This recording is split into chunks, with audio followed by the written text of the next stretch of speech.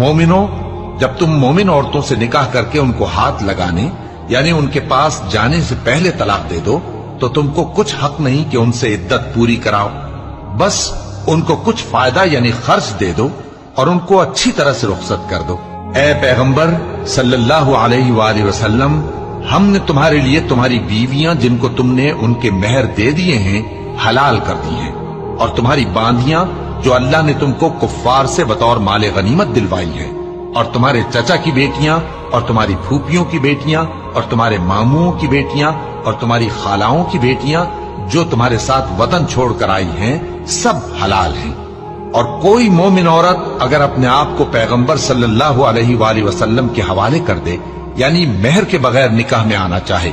بشرطے کہ پیغمبر صلی اللہ علیہ وآلہ وسلم بھی اس سے نکاح کرنا چاہیں، وہ بھی حلال ہے۔ لیکن یہ اجازت اے نبی صلی اللہ